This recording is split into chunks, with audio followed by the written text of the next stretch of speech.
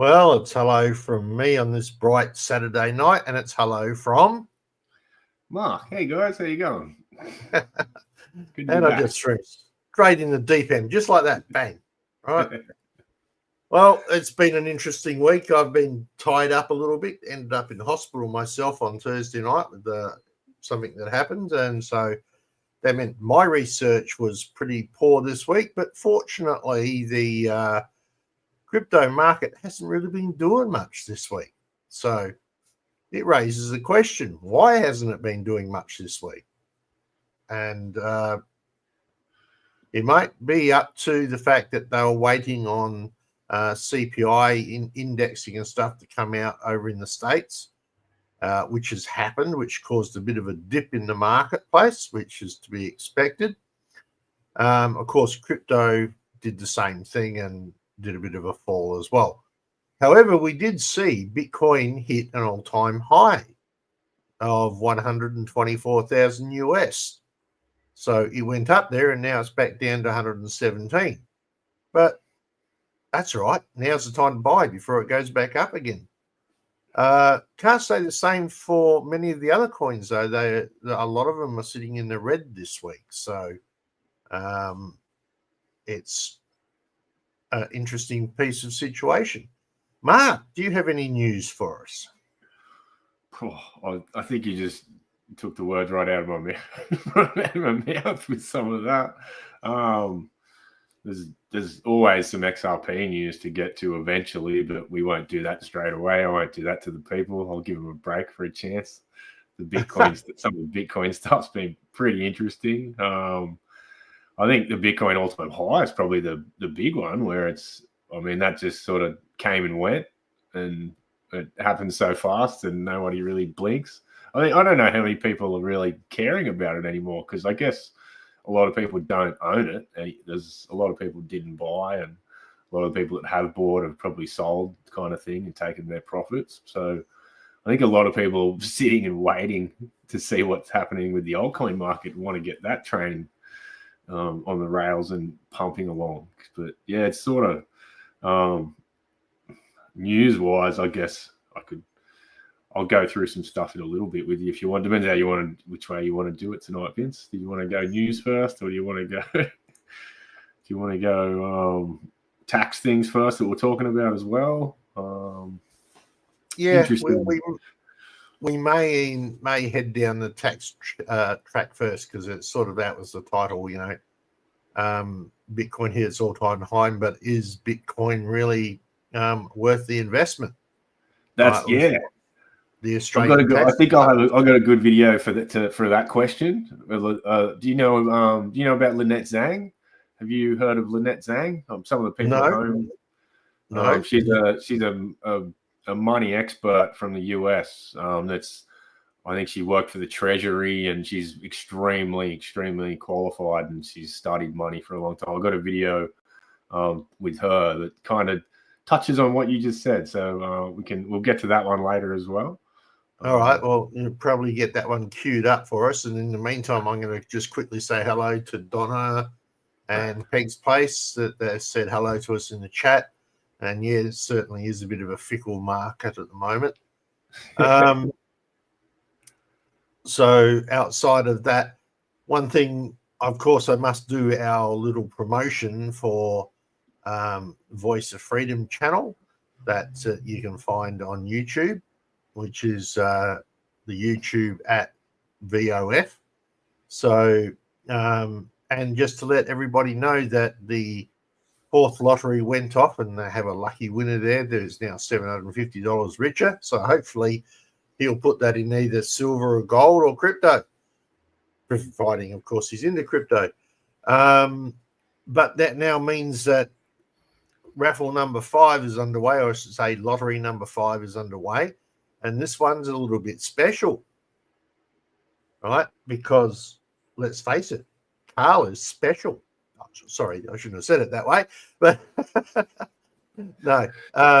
In this particular one, it's going to be $750 for the first prize winner, and then a second prize of 1 gram of gold is going out to the second prize winner. So we've actually got 2 prizes for this 5th lottery. So that will be very interesting. So if anybody's ever looking for that and is interested in going and having a shot at that, just head off to merch.vofhq.com and click on the Donkey Sanctuary link up there, or go into the store and click on the option there, and you can enter yourself into a ticket for that as well. Yeah, so it's a gift, which means you don't pay tax on it. Just thought I'd say that. That brings us right back to that subject called tax. So what is Australia going to do? There's a little bit of a conflict of interest here. I'll put up a link to a couple of channels that are talking about what's going on. So roughly 2 months ago, a court in Victoria, magistrate, said that Bitcoin is a currency, not a piece of property or an asset. It is a currency. So this is now a legal ruling or a precedent that has been set, meaning that theoretically, if you spend your Bitcoin or if you shift it or transfer it, it's a currency. Now, he only mentioned Bitcoin. He didn't mention other crypto. So there's a little bit of an issue that may come into play. So a good place to find out from this is a place called Learning Cardano. Right, this gentleman here, I've just put a link to his video. He goes through the court case and the and some articles from the Financial Times, where the judge says that there is no case law suggesting that crypto was property for the purpose of criminal law, although it was routinely the subject of restraining orders in the proceeds of crimes and prosecutions. This all came about because a copper stole 81.81 plus Bitcoin, right, which is now worth over $13 million. But that happened back in 2019. He also says likewise that, you know, there's been arguments in family law courts, but no one's ever determined without addressing, or as he says, without addressing the issue as to whether cryptocurrency is in fact property. And he has deemed that it is not property, that it is actually money. And in all fairness, I would agree with that statement. Yeah, I'd agree. I would say that any cryptocurrency, right, whether it's tokenized or whether it's a coin, is a currency that you spend, right? As well, I mean, you don't spend your shares, do you? You have to cash your shares out before you can spend them. So, but you can spend your crypto down at the shop with a cup of coffee. Well, I can go down to the OTR and I can wave a card across there. If I had my crypto card, I have to get one of those from your thing, and spend it. And I'm sure you've done that, haven't you, Mark? Yeah, I've done it plenty of times, and I've done it accidentally too. When you've linked your cards to your phone, and then you haven't looked at what card it was. You think you pulled up the right one, and then you swipe your CoinJar account, and then your phone says, "Ding! You've just spent X amount of XRP," and you're like, "Huh? I didn't mean to do that." And then you've got to go back and buy your XRP back, top up your account, and spend the money the right way. I've done that so many times, and that's exactly because I've always treated it as currency too since I've purchased it, because that's technically what it was designed to be. It was a peer-to-peer transaction, which is currency. That's not assets or anything like that. It doesn't. And I don't know. It'll be interesting to see with XRP itself where it's been ruled as not a security. It's been named as it's in the court case. They name it as a digital asset. So I don't know how that'll play out. But technically, it's a currency too. So it'll be all of them. They're called. It's in the name, isn't it? In the name. I always thought it was. It's just really simple. It's in the name. Cryptocurrency. Yeah, you're right. You know, words have meanings. Exactly. Yeah. It is currency. So, you know, a banknote is a currency. A bond is a currency of some format. No, really, is a bond note a currency? That's a good I question. think it's more of an agreement. It's more of an agreement between two parties that one will buy something from them for a while, and then they'll give them money, lend them money basically, and then in return they'll get 4 or 5% back at the end of the term. But it's just buying debt. That's what bonds are usually, really. So yeah, I don't know. I guess currency is determined by how it's traded. I assume if everyone had bonds and we all traded bonds between each other, then that would become currency, wouldn't it? It's it's the same as seashells back in the day. Yeah, it is very interesting way to look at it. As I said, you just Visa card it, but of course you spent your XRP, which they've converted to Australian currency. But then again, when you look at it, if I buy something from overseas, like a program or something for the computer or a game or whatever, and I buy that on a credit card, they convert that US dollars to Australian dollars and charge me Australian dollars. So what's the difference? Exactly. Right? It's US dollars there, Australian, and it's just a conversion that happened. Yeah. And your argument for using cryptocurrency in that point, like say if you said I'd prefer to use cryptocurrency and that's why I did, and that's why I'd say it's a currency, is because you don't have to pay the exchange rate fees. You don't have to pay the ins and outs for the middlemen to handle the money. It's just directly between two people on a blockchain. So there's less fees. So it's cheaper for the users to do it. And that's an argument for to a tax agent or to the IRS or the Australian version. The ATO. The ATO. That's the argument for the ATO to say that I used it as a currency. I wasn't trying to avoid tax. I wasn't trying to this, that, and the other. I used it because it was a cheaper means for me to exchange value with somebody on the other side of the planet, and I didn't get charged all these fees. So of course I'm going to use it. I basically, one of the reasons it's the same as one of the reasons where I'd sell XRP to somebody instead of a Bitcoin or something, where I'd say if I could trade with you, if I can trade value with you and I can send you $100 million and it either costs $50 or it costs less than 1 cent, which one are you going to pick? And you're always going to pick the less than 1 cent because it's cheaper, given that all security is the same, And that's exactly right. It's value trading. You're going to pick the cheaper one. And that's why XRP will do well. But also why cryptocurrency is going to be adopted is because we can cut out these middlemen. And that's why it's an argument to the ATO to say, go away. We're using this as currency. That's what it is. And I think it's great.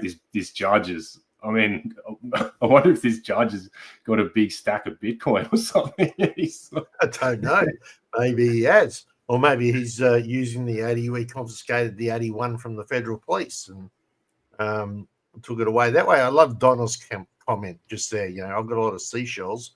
Wouldn't it be cool to use that as currency again? Well, after the market crash happens in a couple of months that everybody's talking about, you may well have that option, Donna. It may be the case. So you never know. I live near the beach. I can do seashells. I have to travel for it. That's not fair. But of course, along with that news came from the US that over there they're building up a Bitcoin reserve, but they're not going to buy Bitcoin. They're only going to use the Bitcoin they've confiscated from criminal endeavors. So everyone was expecting this big reserve to happen, and it seems like they're not going to actually go out and purchase Bitcoin, but they are going to have a reserve of Bitcoin, but only from money they've collected via means like the Silk Road, etc., that was on many years ago. So that makes a little bit of a difference as well, and that probably hit the market a little bit because everyone was expecting this big Bitcoin reserve in the US. Yeah. So whether or not that actually comes to fruition too, I've got a video that I think is a little bit contrary to that opinion. from a guy that's pretty knows what he's talking about. I don't have an opinion either way.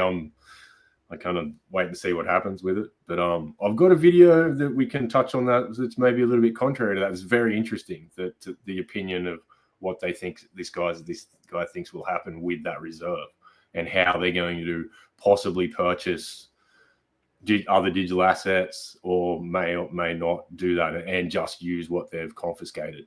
Though the who's that young bloke? What's his name? Yeah. The digital asset guy, that Bo, what's his name? He's come out and said that they're going to try and acquire as much as they can. So this apparently comes directly from one of the people controlling the Bitcoin reserve in the government over there in the US. So interesting. So you're hearing so many conflicting things at all time. It's crazy. It's just let's sit back and see what happens. Yeah, it does in fact give you a bit of an issue on that. Yeah. So of course, then there's the second part.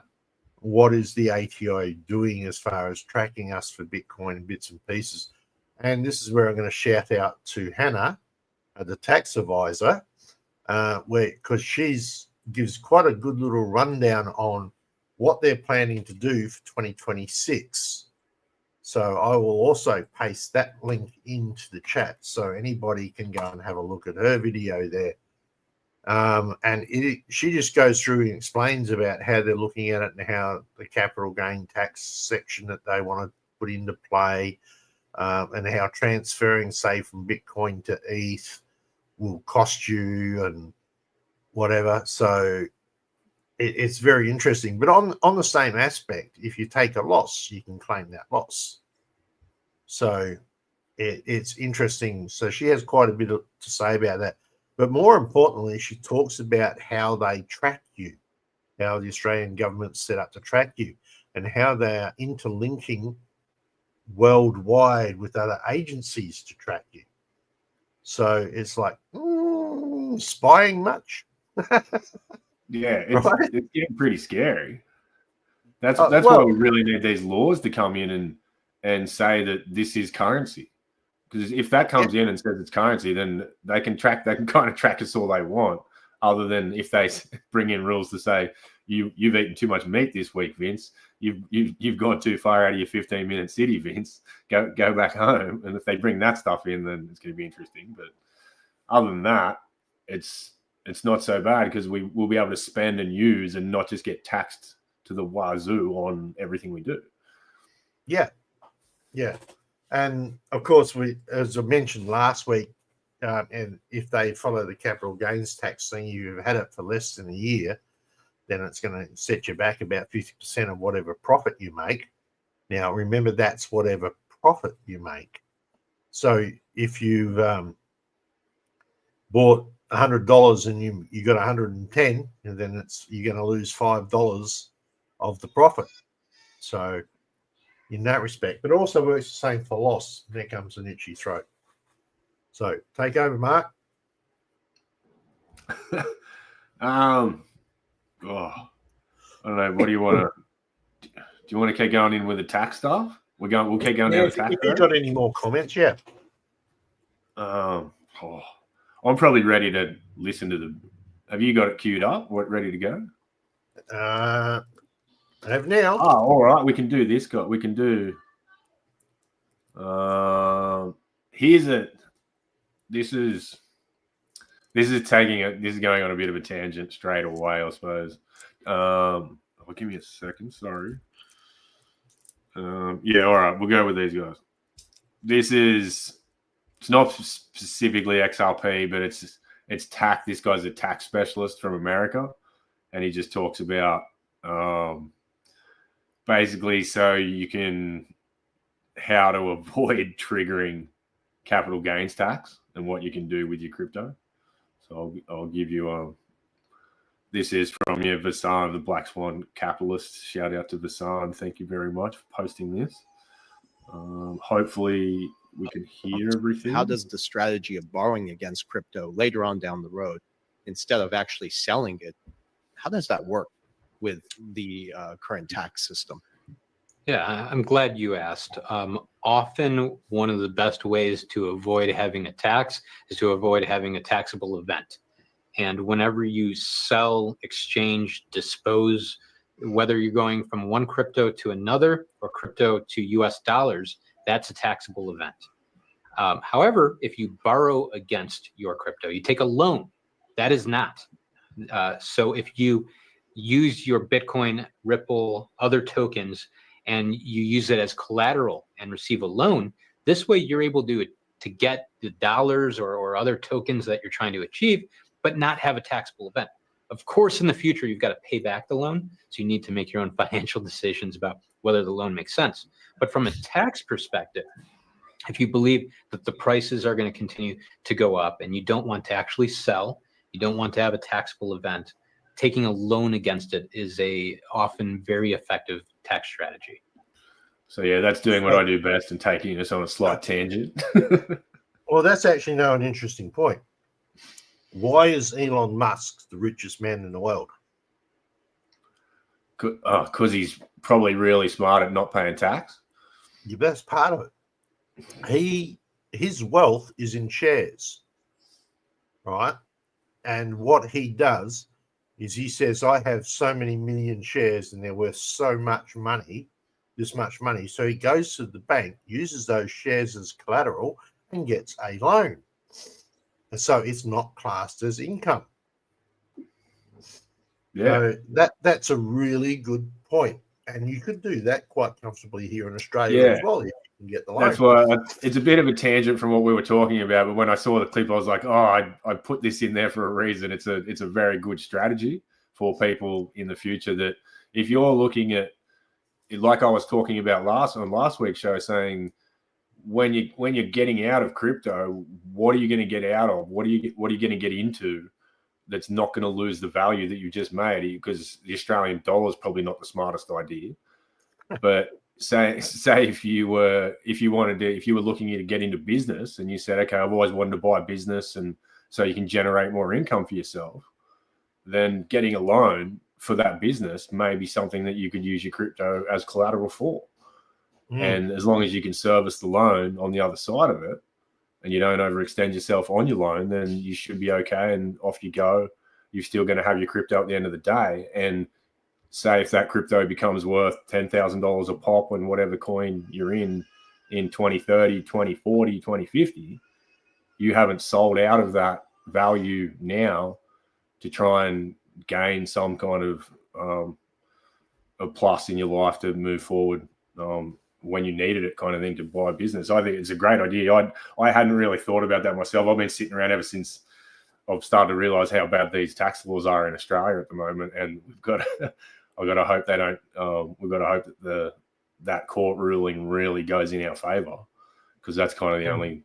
Otherwise, we're all paying 50 or 30 something % tax, which isn't fun. Yeah, depending on whether you held it for a year or not. Yeah. So, Peg's Place, if they can track crypto, how does it get stolen or hacked? It's like the same idea as if somebody rings you up and scans you over the phone and they take money out of your credit card.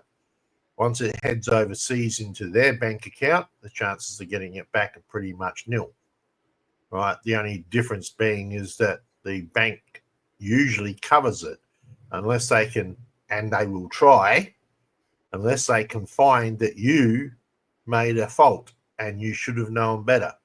And they will try that option as well. So then we've got this one from Donna. The blockchain doesn't get hacked. Your crypto wallet or trading platform can. Yeah, it's true. It's you that gets hacked, not the platform. Usually, as long as it's like a good platform, as long as it's Bitcoin, XRP, Ethereum, they're not getting hacked. But there might be some blockchains out there that are pretty susceptible, depending on if you're getting into some meme coin crap. Yeah, there has been. There's been some that have been had an exploit used on them because of the coding in the blockchain wasn't good. So, yes, that's definitely a possibility. But most of the time it is either an exchange or your own wallet gets hacked. I mean, there was a good exchange running over in New Zealand that got severely hacked. And unfortunately, right, they're still fighting that out some 5 years later. They're draining the coffers because that's what the people who do bankruptcy do. They go through and spend all this time and all this money, and then nobody gets anything. And unfortunately, I had crypto in that exchange. So, wow. yeah, wasn't happy with that. Donna was just saying that the Commonwealth Bank did that to her regarding someone saying it's their fault, it's actually your fault, etc. So, yeah, that wouldn't surprise me at all. All right, what else have you got for us there, Mark? What do we got? This, if you want to go on, I've got the reserve clips where we can go back to depends if you want to stay with tax stuff, if you've got more tax stuff. Have you got a bigger clip that you wanted to play with your tax stuff? I've got 2 links that I put up, but I wasn't going to put them in on the channel. Oh, too easy, right? When I try and play stuff back through, it no doesn't worries. like to do that for me. So we'll stay with this. So this one is about the digital reserves that we were just talking about, where basically this guy, it's the Honourable Chris Giancarlo, who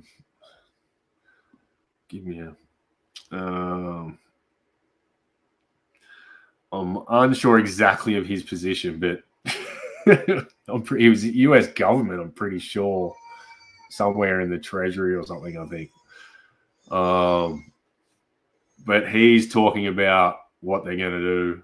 It's a long clip, but it's kind of worth listening to what he's talking about to get to the point at the end. But yeah, he's talking about how the US might issue bonds and how they're going to buy crypto. It's pretty interesting. So strap yourselves in, guys. It's a bit long. It's 4 minutes, but strap yourselves in. This is the one to do it. Now, they're floating a lot of ideas, Chris, about how to acquire some of these digital assets. Are you hearing anything about the different suggestions on that? And there's obviously, I've talked about this. I know other people have floated the idea. Is it out of the realm of possibility to consider that there would be a new bond issuance of digital assets in the future? Not next Tuesday, but in the future. Oh, I think it's more than a possibility. Yeah. I think you're going to see it at multiple levels. I think you're going to see it at the corporate level. I think you'll see it at municipal levels. And I think ultimately you'll see it at the national level. And I also think that one of the things that really bothered this president about the private administration, government sees crypto routinely as part of law enforcement. In fact, they're not even able to currently quantify all the crypto that is held by government, because some of it is at the state and municipal level from routine, police stops. And the prior administration would at least, what was at the federal level, they would sell off routinely. And it annoys this president they did, though, because that they do that, because had they held on to it, we might be able to pay down some of the national debt. So he's committed to. Sorry, so just to jump in on that point, that's what Vince was talking about for the people at home. If you've missed it, that's all the confiscated Bitcoin that he's talking about. They're saying, or most of what they have is municipal, but they've sold a lot of it. And Mr. Trump is not happy about that, and he wants more. So this is how he then goes into how they'll acquire. It raises another question. Just pause that for a sec, mate. Raises another question. How does the government confiscate the Bitcoin? Yeah. I mean, yeah, under what authority did they take your Bitcoin? Wallet? And they don't know the password for the wallet. How do they get the money out of it? Yeah, well, it's also under what authority too. Like, how did they? Is it all proceeds of crime? Do they just say you committed a crime, so everything you have is illegal, and we're taking it? But yeah, also, yeah, how do they get to it? If you've got the password and it's only in your head, and you memorized your 50,000 letter private key, and it's only in your head. unless they tortured you to get it out of you, how did they get to your wallet, and how did they take it? That's a great question. I don't know if I can answer that without a conspiracy theory. Even if they've got a private key, right? They're still going to have a password to use it.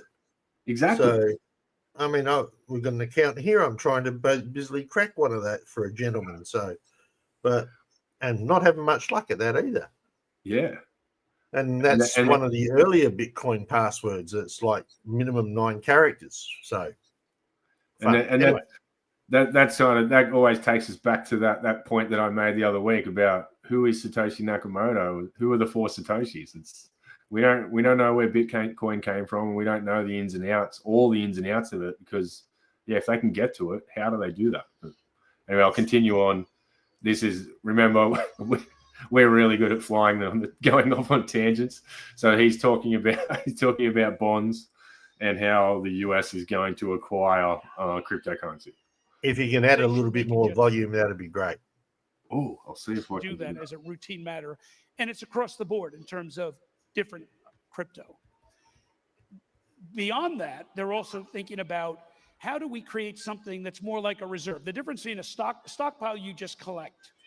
A reserve is something that you actually actively utilize. So our strategic petroleum reserve is something that is not just used. You may think it's only used if we have a shortage of oil, we release some oil. No, it's actually used strategically and for monetary policy purposes, because the dollar is tied to the global price of oil.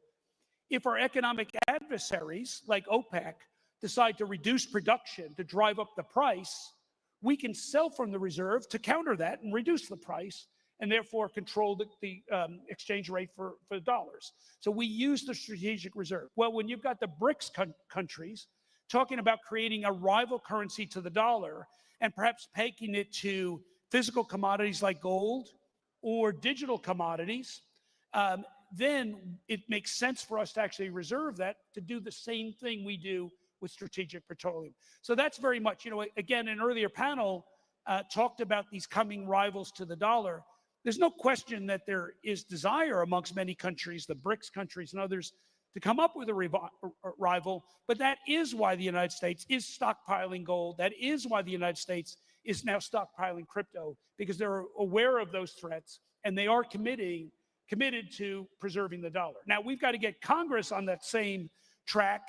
The White House is doing their job to cut spending. We've got to get Congress to do it. And if any indication, the recent debates over the budget bill and the tax bill are not encouraging about Congress's ability to live off the credit card. And what's interesting is when you talk about the oil comparison here, in the creation of this digital asset stockpile, they can sell the assets out of there. And I think some people have mistakenly looked at that as a deficiency to that. But what I saw is that is just like oil. They can sell oil. So if they acquire these digital assets and over time they can sell them, they could price control these assets in question just as they do oil. And countries have been doing this since the dawn of time. Right. We know that ancient Egypt actually stockpiled wheat. We know that China today stockpiles everything from pork and soybeans to rebar to copper to earth metals. And so it absolutely makes sense. As the world's largest economy, we absolutely need to be looking at the world's current commodities and its future digital commodities and thinking about how we have some impact on the global price. And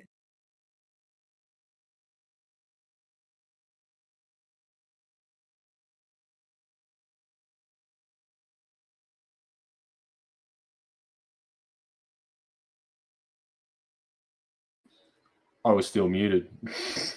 Apologies. Yeah, that's him just explaining kind of why we're going to see the US acquire a hell of a lot more digital currency. And this, the Digital Perspectives, who's posted the video, they're kind of pontificating that and saying, will we see the US digital asset bond issuance? Where basically they start, that's where RLUSD and I think the Trumps have released a stable coin. Have you heard about that one? No, I haven't heard about that. That's an interesting story. Maybe for another week. But yeah, that's where I think we're going to start to see stable coins and stuff be used to buy bonds. And that'll kind of back to stable coins. And if it's RLUSD, that's going to burn a hell of a lot of XRP and drive the scarcity thing there for price. Another clip we have, which This is the one to do it. oh, apologies, guys. Another clip we have is this one of Lynette Zhang, who is, I'm sure a lot of people at home would have heard of her already. She's been around for a long time. She's very well spoken about the market. She's never got into Bitcoin. She thinks it's a psyop. She's got really good arguments. She's pro gold and silver. She says that's 100% the real money, the people's money. And she sits with a guy. It's interesting because he's fully sold on Bitcoin and tells her all about how great it is. And then she kind of very polite and says her opinion about what's happening. And it's very interesting to hear. I tend to side with her a little bit with this, but I think she's more the whole crypto market, which a lot of people are. And I think it's still possible that it could all be a psyop, but I don't know why go through all of this just to steal everyone when they could have stole all our money and locked us all down anyway. I don't know why we have to go through all this to do it, but this is a really interesting argument from Lynette Zhang. He created this thing that's almost in some sense. Sorry, apologies, about Bitcoin and gold. So yeah, 2 minutes. Enjoy this one. It's considered to be like a freedom virus or a vortex of incentives where people willingly interacted with this thing. There wasn't a pre-mine. There wasn't a group of individuals like Brad Garlinghouse and, promoting their XRP. It was a protocol created by an anonymous individual that put it in a cyberspace. He said it existed, and then other people interacted with it. They started to run the hashing algorithm. They started to run the nodes. And as a result, they were the recipients of newly minted coins. So in some sense, this is a free and open, or quite literally a free and open protocol that is paying people in its token to interact with it. And if it's unstoppable, then it is a game theoretic shelling point. If it's finite in supply, it cannot be debased, cannot be seized, cannot be corrupted, then that means it's probable and logical to think that the world reorganizes itself financially around Bitcoin as the base layer money. You were concerned that Bitcoin is a Trojan horse. Mm-hmm.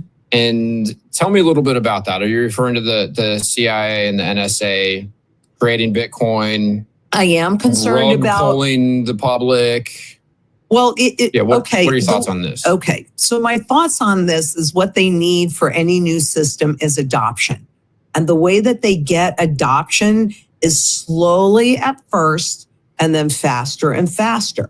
So, I don't know exactly when, you came into Bitcoin. 2017. 2017. Okay. So I'd seen the ups and downs of it because I'd been paying attention to it for so long. And so they let it run and people go, woohoo, more people jump on the bandwagon, right? So it isn't really, I'm not really singling out Bitcoin, but it was the first one. And it's the one that was used to get adoption of the new digital age. And look at all the coins. I mean, let me tell you, do you know how much money I could have made? And the people, and Jacqueline is here. She's the president of my company. She's been with me forever. And the people that would call and say, oh, Lynette, just here's this coin and come and sit on our board and come in. And I'm like, have you listened to any of my work? Right? I mean, I couldn't in good faith do something like that. But what I'm talking about is as a Trojan horse, it was used in allowing it to run without any limitations is getting people to adopt, it's not just Bitcoin, but adopt the whole cryptocurrency ecosystem. Yeah, one of her arguments for just saying He created this thing that's almost it's a Trojan horse, guys. Bitcoin's a Trojan horse. Where digital asset investor who posted that says that she's kind of saying he's 100% sold on XRP like I am, and he's basically saying that Bitcoin is the Trojan horse, and XRP and other cryptocurrencies within the system, XLM, XDC, they're going to actually have utility and play a role, where everybody that's thinking that they've missed out on Bitcoin and are just dumping all their coins dumping all their money into Bitcoin, trying to chase it, you're in a psyop. But it's an interesting perspective that she has. She bats. She'll sit there and she can back up her argument for hours on end. She's very interesting to listen to. Anyone sees any interviews with her out there, I'd advise they're worth a watch. But yeah, feel free to jump in, Vince, if that's sparked any thoughts. I'm just sitting here in the background having a cigarette. For yeah, well played. There's an interesting thing I just popped up on the screen now. This was yesterday, on the 15th in America. And this is when Bitcoin went this little hop, skip, and jump into $124,000 per coin. And that brings it to the 5th highest ranking asset in the world, just above Google. Now, it's dropped, so now Google's back above it again. But the 5th or 6th highest asset in the world, people don't really understand just how big that movement is. So that just gives you the lay there. Look at the gold, though, 22.93 trillion. Yeah. Yeah, the Bitcoin maxis have had their eye on that target, and they'll sit there all day and say, "We're coming after gold. We're coming after gold." So, yeah. No. But I thought that was very interesting.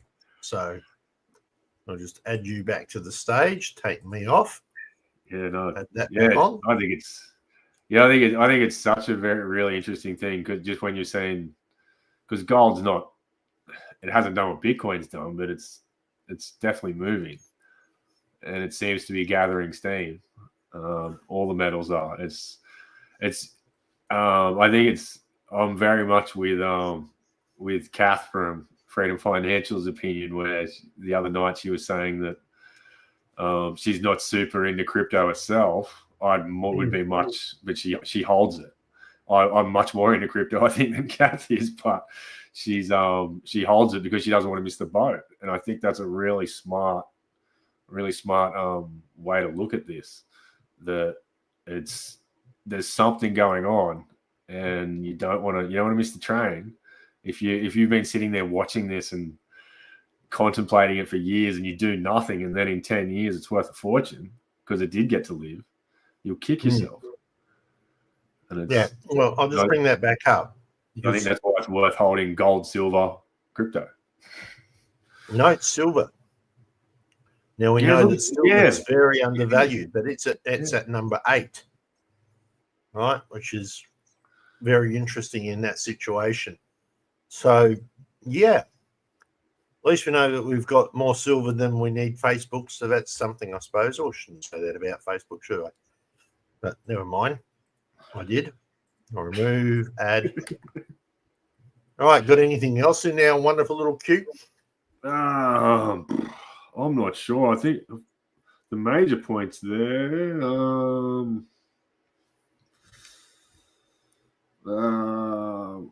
This was from Bo. So this is the Bo Hines clip from the other week where he's talking about your national asset stockpile. I'm not sure if people have heard this. We didn't play it the other week, and it's look. I said repeatedly, we want to accumulate. The digital asset investor. His comment is the dirty little secret is that national digital asset stockpile is going to be way more important than the Bitcoin strategic reserve, and they know it. Enter the U.S. Treasury stage right. So that's kind of this is tacking on to what we were just talking about, basically, where, or what that other clip was talking about, where the US wants digital assets. They know, they've realized or at least Trump has, and the people around him have realized that this is worth holding and it's going to be valuable in the future.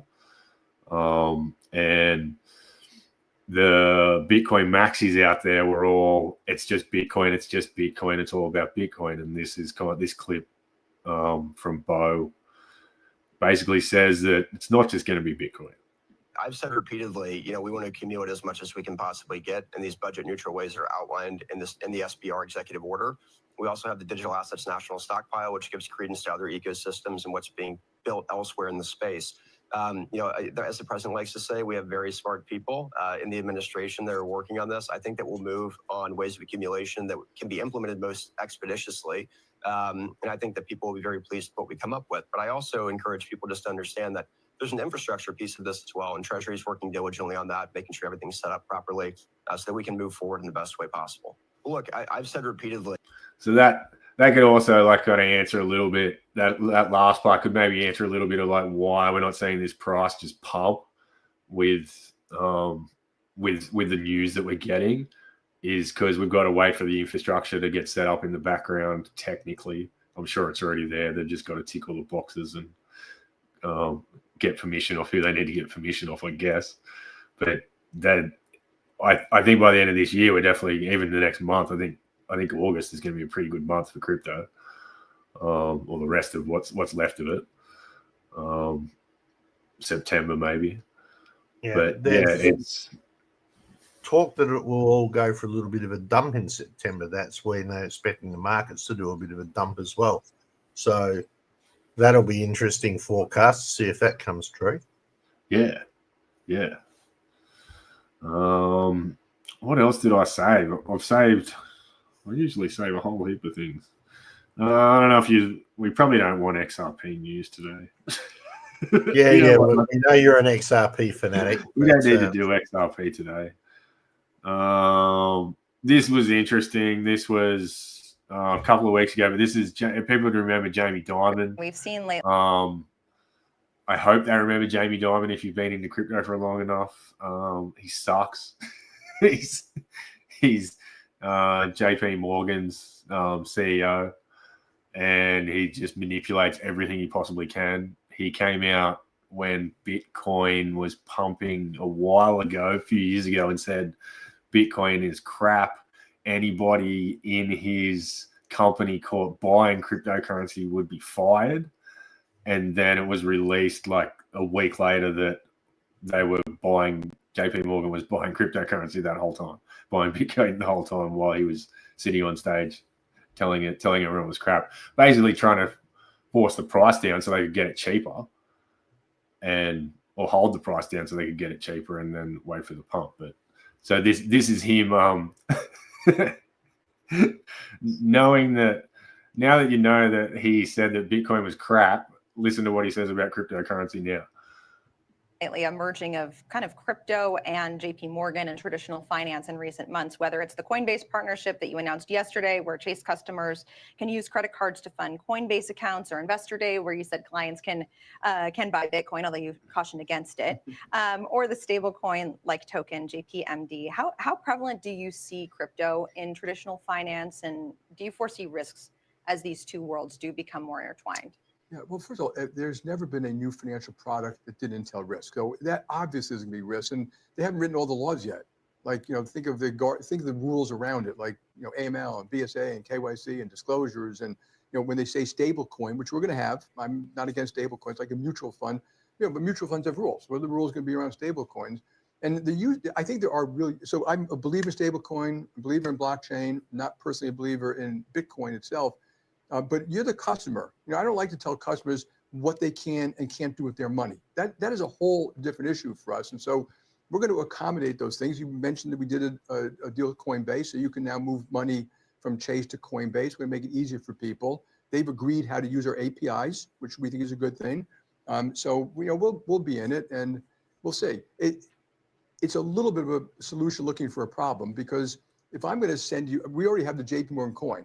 We already moved money 24/7. We moved $10 trillion a day quite effectively, efficiently, safely, with all the cyber protection and stuff like that. But if I'm going to send you a stable coin, you're going to say to me at one point, well, I don't want your mutual fund, just send me cash and I'll invest the way I want. But there are things that stablecoins maybe can do that traditional cash can't, like is programmable.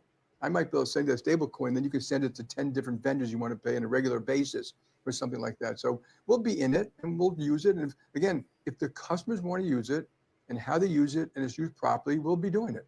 It's what the customer wants. It's not what JP Morgan personally wants. Sounds like that's the case with both private credit and Right. and crypto. We've seen.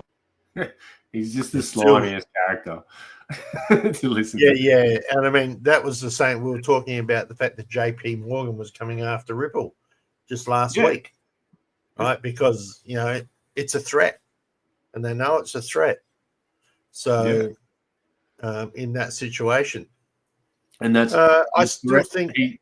Sorry, give me 1 point. The threat that you just mentioned, he kind of touched on it. He says, maybe back here, give me a second. Solution looking for a problem, because if I'm going to send you, we already have the JP Morgan coin. We already move money 24/7. We move $10 trillion a day quite effectively, efficiently. So did you hear that? He said, we already have the JP Morgan coin. Yeah. The reason the JP Morgan coin isn't going to do anything and because it doesn't work. It's not efficient. It doesn't move as efficiently as an XRP or an XLM.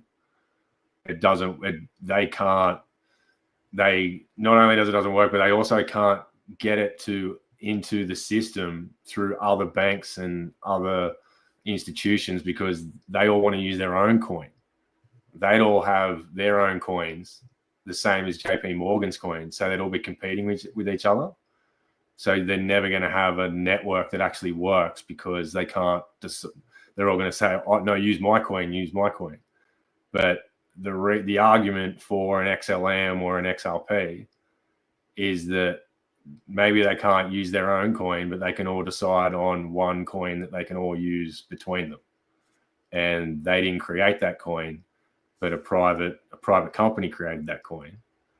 And they may be more than happy to say, we can all use this. We all benefit from this, and we don't all benefit from enough. We benefit the same amount as we don't benefit from it. So it's kind of in their interest to just say, okay, it works, so we'll use it. And that's why he says I'm pro stablecoin and all that kind of stuff, but I'm not pro Bitcoin, because he still wants to keep it within the banking infrastructure, but they're going to lose it. And I think they can see that coming. But it's, I don't know, whatever you want to add to what I just said or anything else, Vince. No, I think you pretty much summed it up. That's where it's at. And I mean, there's other coins that are moving. For instance, TON, which is a Telegram coin, which is very hard to try and get a hold of. But, that's one of the ones that is actually moving forward. And it has a huge user base. Once people start figuring out how to use it on the Telegram app, it's going to be quite a significant coin, I believe, down the track. Interesting. I haven't heard of that. I'm going to look into that one. That sounds very TON. Right, it's in the top 100. Yeah, wow. Right, and it's been out for a while. But I was listening to an interview a little bit earlier where one of the guys got into this fairly early, and he's got like 100 million TON that he owns. Right, and come on, 2 cents. I think at the moment a ton's going for about $2 something a coin. Oh, wow. I'll see if I can actually find that just to validate my point. On that, you don't want to lose 30% of that. Yeah. So, but it's some of the things that are occurring. I mean, I was having a quick look through the charts just before we came on, and just seeing how much red was in them. But then that's expected at the moment because Bitcoin just took a dive from 124 down to 117. And let me go to there. I'm still pretty happy with what I'm seeing in XRP and XLM. XRP is still sitting up there. Yeah, Ethereum's still going well. Like Ethereum was all-time high. Ethereum has. Oh, well, what we'll do is I'll go and add that to once I work out what I'm doing here.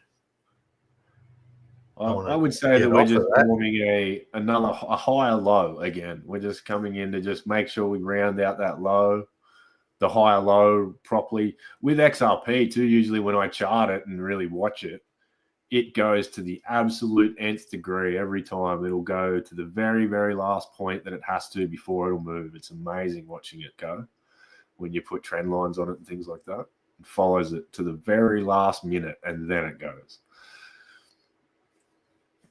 Yeah, market manipulation. Exactly right. Yeah, so there's your XRP, $3.13 at the moment. Just in case you're wondering, and as you can see, it's done a bit of a dive, but still. But Ethereum is 14.4. Now, that's very close to its all-time high.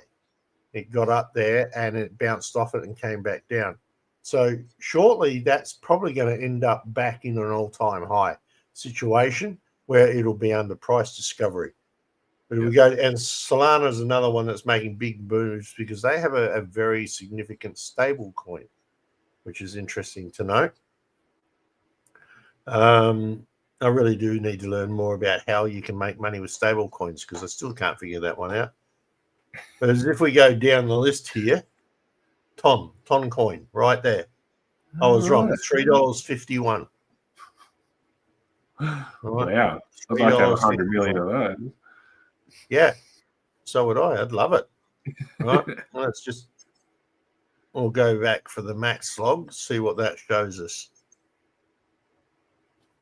All right. So Ton's only been available since January of 22.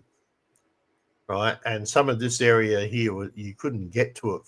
I found it very hard to find a place to buy it. But you can see what it's doing and where it's been and how high it's actually got. $8. Jesus. Yep. Right. And the total supply is only 5 trillion. Trillion? Billion. Three commas. There's 3 lots of. That's billion, right? 3 commas? Four commas is trillion. No. I always get confused with that one. Where it's that's billion. 138 billion. Yes, 5 billion. 138 million. 3,607. Yeah, there you go. That's it. So it's an interesting situation with that, and you can see over the year. Sorry, some money has come into that. Like there's a fair, like there's only 21 million Bitcoin. There's 5 billion of those, so a fair bit of money's come into that to pump it up to $8 at some point. It's a popular coin. Yeah. So very interesting. So that's one that's in there, and of course they've got bots and stuff active on the Telegram channel and bits and pieces. And also, if I remember correctly, I think that's actually how I purchased my little Phoenix for the off the RPL ledger from XRPL ledger.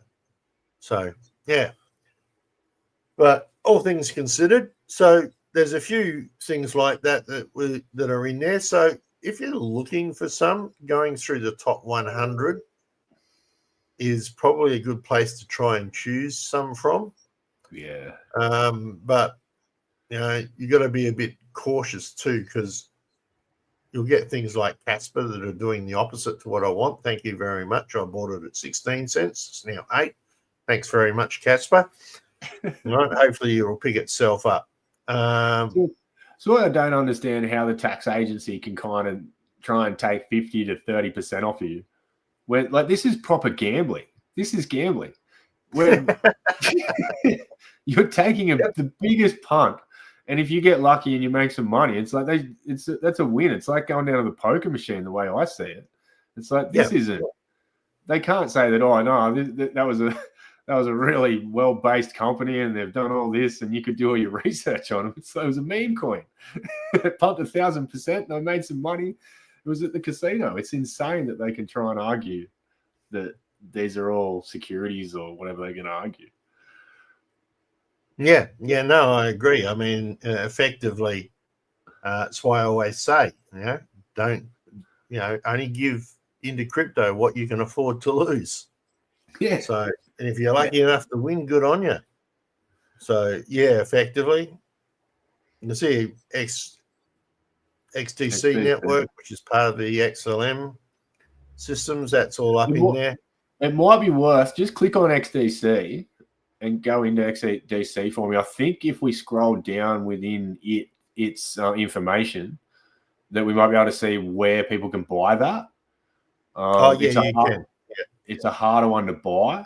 So you feel free if you want to just have a look and see, click into it, and that's if this site wants to be kind enough and do that for me. It won't work. There you go.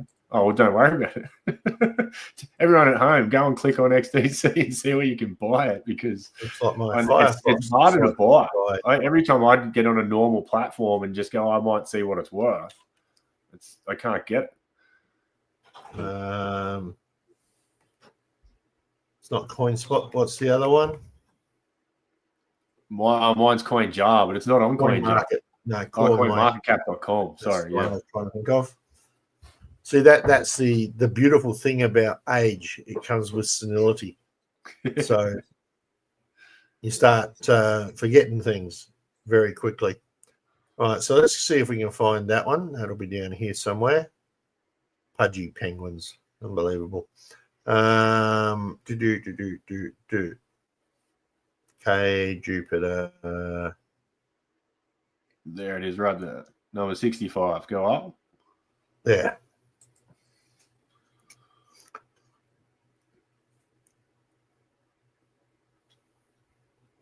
I gotta love my internet. And it won't load. Awesome. Close that off. It might be trying to tell us something. It might be trying to tell us that we're 1 hour and 2 minutes into the show. yeah, I did see that. We're going over our hour, but never mind. We'll just finish. We do well, don't we?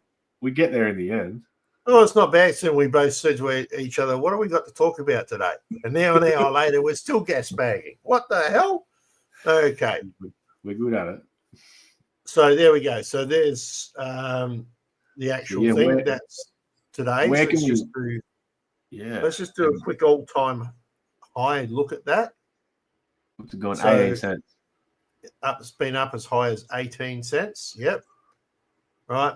And down here is some of the marketplaces you can buy it. And there's quite a few. Look at the number we have down here. Of course it's on Binance. So it's on all your majors. It's on all your majors. It's on all your majors. That's right. Yeah. Right. So, and TON is now also available. A lot of these major exchanges now, though, you do have to do KYC. So yeah. So let's go back. Yeah, a lot of them won't deal with Australia, like your KuCoin, or that you couldn't do futures trading and stuff like that on some of them anymore. I think you can maybe still just buy coins, but. All right, so would I advise anybody to buy TON at the moment? Depends if you want to spend $3.50 a coin. I don't know how high it's going to go or its prediction or whatever, but even still, it's got quite a few that you can get it from. Bybit, Binance, BitGet, Mexi, KuCoin. I've used KuCoin before. I think HPX, Kraken's even got it. Holy crap. Okay. So yeah. So there's quite a few exchanges that's available on as well. But yeah, I don't know. At the moment, I don't have any money to spend anyway. So, everything I've got is going in living. Just as a pure point of interest today, right? We walked into the shop to do some shopping, and we did a little bypass the chocolate aisle, okay? And they were price matching the chocolate here for $8 a bar, right? It was not less than a year ago. It was $5 a bar. Now, you've got to ask the question, where the hell did that 33% markup come from? Yeah. Right? And what we're seeing is that although a lot of our essentials, like what we need to live with, is going through the roof in costs and pricing, but the government offsets it with all the imports that are coming in that are cheap to buy, like television sets and your electronics and whatever, the white goods that are cheaper. But our basic day-to-day essentials, where we spend the most of our money, prices are going through the roof. You have to ask the question, why? Yeah. Why is that so? Right? It's a pretty obvious answer to me, but I'll let the people at home answer that one. yeah, they can do that. Yep. Right. And in case you didn't get that, the why is it so is Professor Sumner Miller. And if I let my hair go like that, we can actually imitate him. But yeah, you might not know that. You have to be an old fart for that one. So effectively, it is an issue. I think the economy in Australia is in deep, dark perils, and people need to find many ways to protect their own assets at this stage, especially if the foregoing market crash does come. And I don't know how they've managed to hold it off this long when you think that just about every government in the world is trading insolvent. Yeah. Yeah. Right? If you and me did that as a business, we would be cold over the coals. Yeah. Yeah, we'd be eating rice and living in a tent. Well, yeah, that too, or thrown in jail. Right. The beauty about the jail is at least you get 3 square meals a day. That's what I was going to say. I'm more meant that's probably the jail they'll give you. is a tent and a bowl of rice. So like they don't like tax. They don't like tax evasion, but they're happy to steal everything they can. $36 trillion is what the Americans are in debt. That's obscene. And going up. So yeah, it's unfathomable. That's what it is. But it is indeed. So it's one of those things. I've got a little enterprise that I've been playing with here, and that we are actually probably going to look to start selling on the Voice of Freedom channel. Give me half a second and I will show you what it is. Have you been buying any crypto lately, Mark? No, I haven't. I was in so long ago that I'm doing quite well with my profit margin at the moment, and I'd have to put in a lot of money to kind of make a difference to what I've got. I'm not boasting at all. I'm hopeful. I'm putting a lot of work, but I'm so poor at the moment with my income that it's just I'm living week to week, and I'm working a little bit less because it's winter kind of thing, and looking after the son a bit more, being a stay-at-home dad a bit more. So I just haven't got the money to buy anything. And crypto prices at the moment, yeah, I'm kind of like, I should have bought 6 months ago. Yeah. I know. I mean, it is a big issue, especially with the newborn. How old is he now? He's 18 months. Well, pretty much 18 months. Yeah. So you've had 18 months of extra expenses you didn't expect. Yeah. But worth every cent, mate. I tell you, they are. Oh, yeah. He's the coolest little dude. The coolest little dude. So this is what we've been designing. All right. I'll see if I can keep it in picture. Oh, there we go. Yeah, that's good. It's a little Voice of Freedom thing. And what it has is silver in it. 10 1/10 coins. So we're probably going to look at adding these as a second prize to the future raffles in between the gold ones. And we may actually sell these as a unique little memento on the Voice of Freedom page. So doing more Voice of Freedom promoting than I am FBN at the moment. That's a bit of a concern. But something that I've made up. These are 3D printed.